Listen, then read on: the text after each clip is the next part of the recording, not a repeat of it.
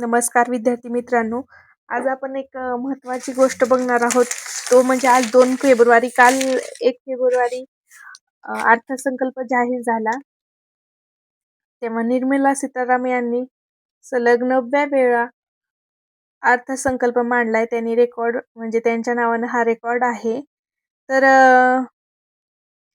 आजच्या पेपरमध्ये 2 फेब्रुवारी लोकसत्तामध्ये आपण अर्थसंकल्पनाबाबत काय काय महत्त्वाच्या बाबती आपल्या परीक्षेच्या दृष्टिकोनाने येणार आहेत बघूया. तर आज युवा शक्ती आणि कर्तव्याची वाईब हा पहिला आपला हेडलाईन आहे.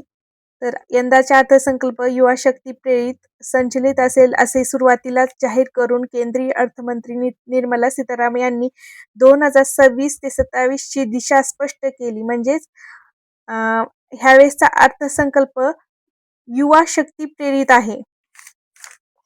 अंडरलाईन करा, युवा शक्ती प्रेरित आहे. तर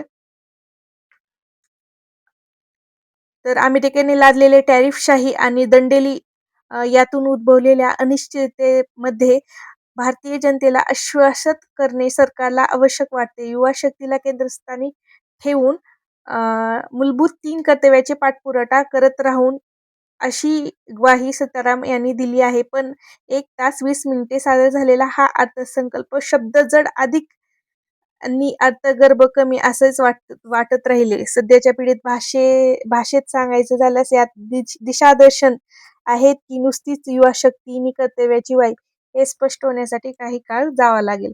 म्हणजे काय, तर 1 तास 20 मिनिटं खूपच भाषण झालं, पण त्यात युवा शक्तीला फक्त कर्तव्याची वाईब आहे हे स्पष्ट होण्यासाठी काही काळ जावं लागेल. हे म्हणजे युवांना अजून काय कळायचे हे नाही असं म्हणायचंय.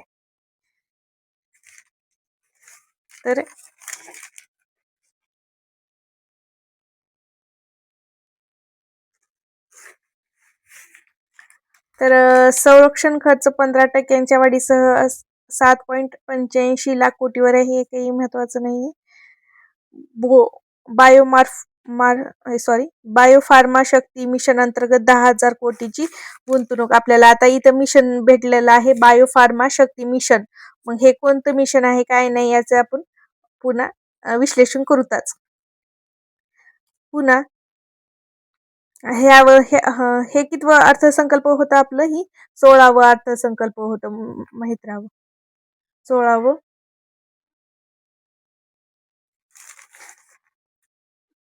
2047चं लक्ष ठेवून केलेलं आहे हे अर्थसंकल्प, हे पण लक्षात ठेवा. विकसित भारताचे लक्ष्य अधोरेखित करण्यात आले आहे. आर्थिक विकासाचा दर 60% राहण्याचे अंदाज आहे. भांडवली खर्चामध्ये 2.5 लाख कोटींची वाढ करून ती 12.21 लाख कोटी करण्यात आली आहे.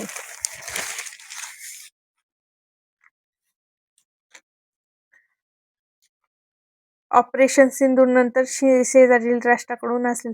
आणि एक महत्त्वाचं सांगायचं आहे, जेव्हा निर्मला सीतारामन यांनी भाषण सुरू केलं होतं तेव्हा त्यांनी संत रोहिदास यांचं नाव घेतलं होतं. आता आपल्याला परीक्षेच्या दृष्टिकोनाने संत रोहिदास यांचे पूर्ण कार्यांचा आढावा घ्यावा लागेल आपल्याला. हा महत्त्वाचा आहे. काय सांगता येईल मेन्समध्ये हा प्रश्न विचारला तर GS1 मध्ये.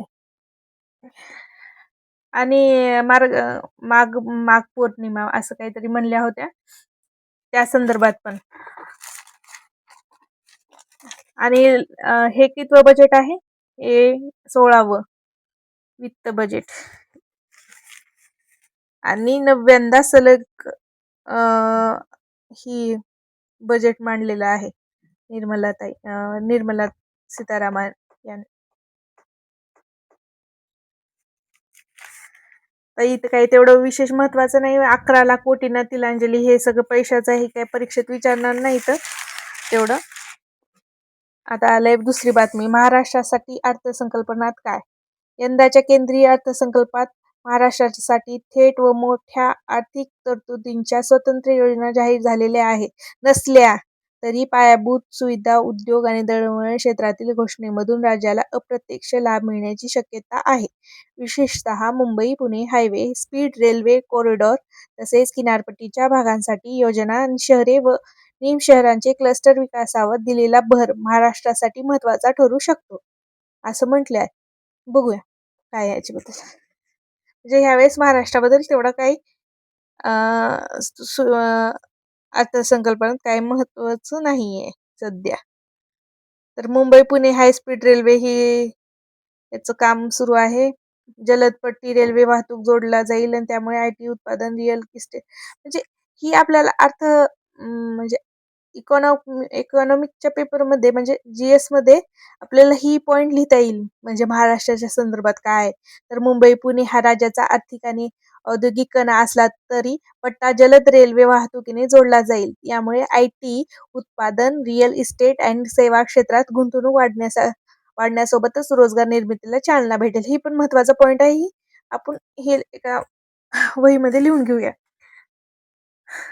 पुन्हा दळणवळण, बंदरे व जलमार्ग, कोस्टल कार्गो प्रोत्साहन योजनेचा मुंबई जो-एन-पी-टी तसेच कोकण किनारपट्टीच्या भागांसाठी फायदा. राष्ट्रीय जलमार्गाच्या विस्तारामुळे अंतर्गत मालवाहतूक खर्चात कपात. काय नाही. तर ग्रामीण अर्थव्यवस्थेसाठी काय म्हटलं आहे, महात्मा गांधी ग्राम स्वराज योजनेअंतर्गत. आता आपल्याला महात्मा गांधी ग्राम स्वराज योजना पूर्ण माहित असणं गरजेचं आहे. परीक्षेत फ्री मध्ये पण प्रश्न येऊ शकतो. हस्तकला आणि ग्राम उद्योगांना पाठबळ. कौशल्य विकास कार्यक्रमामुळे ग्रामीण भागातील युवकांसाठी रोजगाराची संधी. हे महत्वाचंच आहे. आपल्याला परीक्षेत लिहिता येतं. आपल्याला मेन्स मध्ये पण हा पॉइंट घेता येतो. ग्रामीण भागाचं म्हणजे काय डेव्हलपमेंट झाली, काय अर्थसंकल्पनेत काय मांडलंय, त्यामुळे कोणासाठी रोजगाराच्या संधी भेटल्या आहेत, हे सर्व आपल्याला मांडता येतं. उत्पादन आणि नवतंत्रज्ञान, सेमीकंडक्टर, इलेक्ट्रॉनिक्स अँड बायोमार्फा क्षेत्राला मिळणाऱ्या प्रोत्साहनाचा मुंबई, पुणे, ठाणे, औरंगाबाद, नाशिक औद्योगिक पट्ट्यांना लाभ. क्रीडा, साहित्य, रेअर अर्थ मॅग्नेट्स उत्पादनालाही चालना. ठीक आहे. अजून एक इथे एक महत्त्वाचं अर्थसंकल्प बजेटमध्येच आहे. दुसऱ्या पानावर व्हीबीजी रामजी मुळे व्हीबीजी रामजी हे नाव महत्वाचं आहे. खेडी स्वावलंबी विकसित होतील. ही योजना आता मनरेगाची जागा घेईल.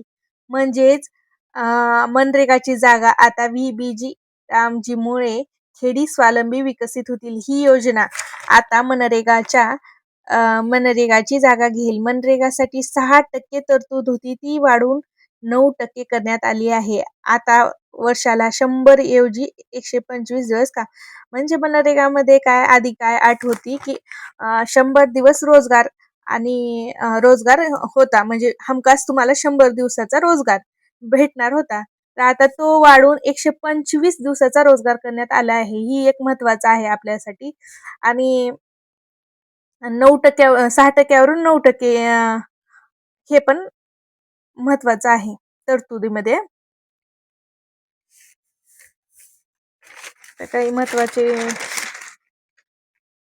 तरतुदी संरक्षण क्षेत्रासाठी 7.85 लाख कोटीची तरतूद केली आहे. यामध्ये काय म्हटले सुमारे संरक्षण क्षेत्रासाठी 7.85 लाख कोटी रुपयांची तरतूद करण्यात आली. गेल्या वर्षीपेक्षा 15% ही वाढ करण्यात आली. असे असले तरी ही तरतूद 2026-27 साठी अंदाजित जीडीपीच्या सुमारे 2% इतकी आहे. गेल्या वर्षी जीडीपीच्या तुलनेत 1.9% इतकी तरतूद संरक्षण क्षेत्रासाठी करण्यात आली होती. म्हणजे आता यावेळेस 2% वाढली आहे. संरक्षण क्षेत्रासाठी गेल्या वर्षी 6.81 लाख कोटी रुपयांची तरतूद होती. आता किती रुपयांची आहे तर 7.85 लाख कोटीची तरतूद आहे. एवढं पैशाचा व्यवहार विचारणार नाही परीक्षेत, माझं मत आहे. पण 2% वाढ झाली आहे हे लक्षात ठेवा फक्त. 50,000 कोटी रुपयांची तरतूद केल्याचे हे वृत्तसूत्रांच्या हवाल्यांनी काही माध्यमांनी दिली होते. त्यात यंदा वाढ झाली आहे. अर्थसंकल्पातील संरक्षण क्षेत्राचा वाटा सर्वाधिक आहे.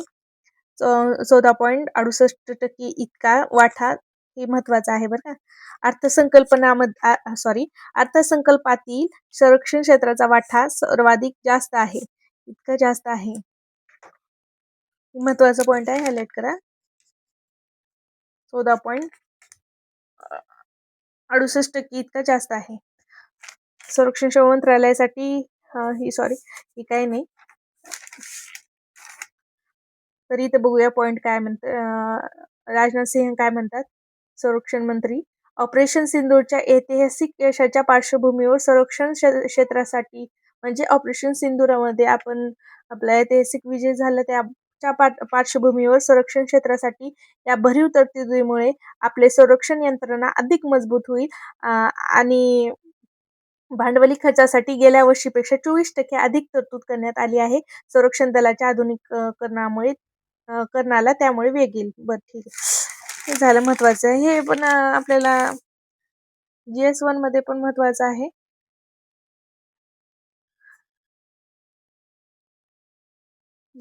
GS1 मध्ये नाही. हे बघा, कधी कधी विसरतं म्हणा. ते जाऊ द्या. युवा शक्ती कर्तव्याची वाईब हे मागच्या पानावरचं आहे. पुढे यामध्ये काही महत्वाचे ते शहर वगैरे कोणत्या शहरांना गुंतवणूक केली आणि त्यांच्या विकासाची दिशा ही होईल. त्यासाठी मुंबई पुणे, हैदराबाद पुणे, हैदराबाद बेंगलोर, चेन्नई बेंगलोर, दिल्ली वाराणसी, वाराणसी सिलगुडी असे 7 हाय स्पीड रेल्वेचे जाळे म्हणजेच विकासाचे दुवे मानले जातील. ओके, ठीक आहे. आता इथं महत्वाचं आहे हे आपल्यासाठी अर्थसंकल्पनातील 3 कर्तव्य: विकासाला गती देणे, देशाच्या आर्थिक वाढीचा वेग देण्यासाठी उत्पादन, पायाभूत सुविधा, तंत्रज्ञान, गुंतवणूक यावर भर.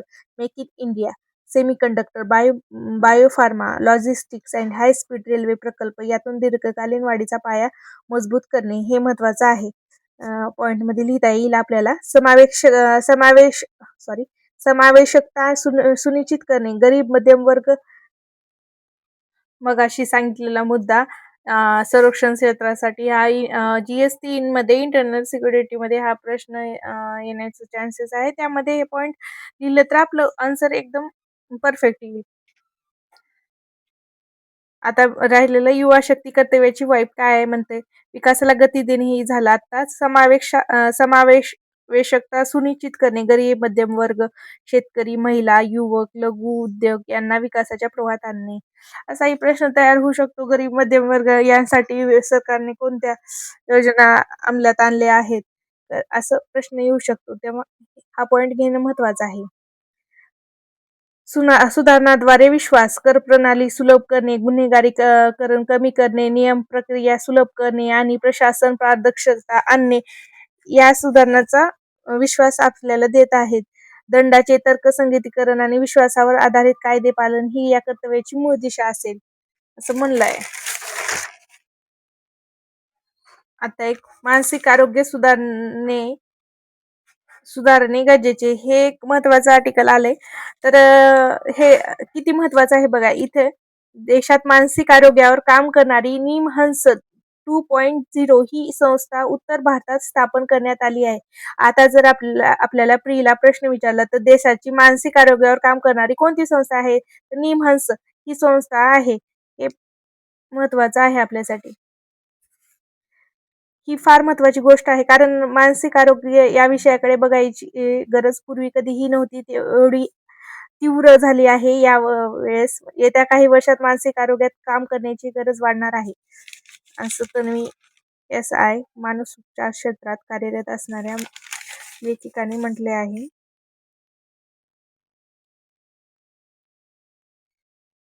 हा एक महत्वाचा पॉइंट आहे. तर यावर्षी काय म्हटलंय अर्थमंत्र्यांनी, युवा शक्ती ड्रिव्हन असे म्हटले आहे. म्हणजे आम्ही तरुणांना प्राधान्य देतो आहेत असे त्यांना सांगायचं आहे.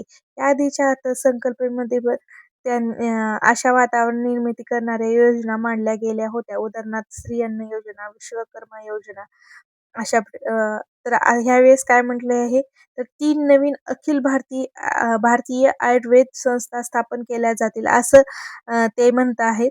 आयुष फार्मसीची अपग्रेड केले जाईल आणि 5 वैद्यकीय पर्यटन केंद्रे स्थापन करण्यासाठी सरकार राज्यांना मदत करेल, असे म्हटले आहे. जामनगरमध्ये आयुर्वेद संशोधन केंद्र सुरू केले जाईल. आयुर्वेद त्याची प्राचीन परंपरा यालाच आम्ही कसे महत्त्व देतो हे लोकांच्या मनावर बिंबवण्याचा हा प्रयत्न आहे, असं या तन्वी एस मॅडम म्हणत आहेत. त्याच्या लोकांच्या मानसिकतेवर परिणाम होतो, पण तसे काही बदल दरवेळी होतातच असे नाही. म्हणजे हे सांगल ते होतंयच असं नाही, असं म्हणायचा अर्थ आहे यांचा. या अर्थसंकल्पात अर्थमंत्र्यांनी सांगितले की कॅन्सर, डायबिटीज औषधे स्वस्त होणार आहेत. ही महाग औषधे सर्वसामान्य लोकांना विकत घेणे परवडत नाही. ती आता स्वस्त होणार आहे असून डायबिटीज आणि कॅन्सर रोगांना मोठा दिलासा मिळू शकतो. अर्थसंकल्पना थेट लोकांच्या आरोग्याशी जोडलेल्या असतो, कारण आरोग्य क्षेत्र हेच तेवढेच महत्त्वाचे आहे. केंद्र सरकारने देशातील रुग्णालयांना कशी चालतील, उपचार कसे सोयीस्कर आणि सुलभरित्या होतील, औषधे परवडेल असतील की महाग असतील, याचा सामान्य नागरिकाच्या दृष्टीने विचार केला पाहिजे, असं म्हणणं आहे यांचं.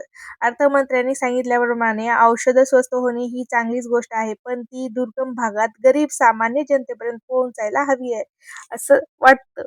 1990 पासून जागतिकीकरणाची सुरुवात झाली. आमच्या वेळेला म्हणजेच 2000च्या पुढे अनेक जण चांगल्या संधीसाठी परदेशी, विशेषतः अमेरिकेत गेले. त्यांना तेव्हा भारत सोडून जावासा वाटला. पण आता भारतात जास्त प्रमाणात संधी उपलब्ध करता येतील का, हे पाहिले पाहिजे. बरोबर आहे ना? भारतातच संधी उपलब्ध पाहिजे. कारण अमेरिकेत शिकायला जाणाऱ्या भारतीय विद्यार्थ्यांना व्हिसा मिळत नाही. कृत्रिम बुद्धिमत्तेसारखे तंत्रज्ञान AI आवश्यक असले तरी त्यांच्यामुळे लोकांच्या नोकऱ्या गेल्या असे होऊ नये. रोजगार मिळण्याची संधी कमी व्हायला नको. तसे म्हणजे इथे AI वर डायरेक्ट प्रश्न विचारला जाऊ शकतो. तर AIचा फायदा काय, तोटा काय? मग तेव्हा हे पॉइंट आपण ऍड करू शकतो यामध्ये. कमी व्हायला नको. तसे होणार असेल तर कृत्रिम बुद्धिमत्ता आपल्यासाठी चांगले तंत्रज्ञान ठरेल. म्हणजे फायदे तोटे असं प्रश्न जर आला तर ही एक संकल्पना मांडू शकतो आपण यामध्ये.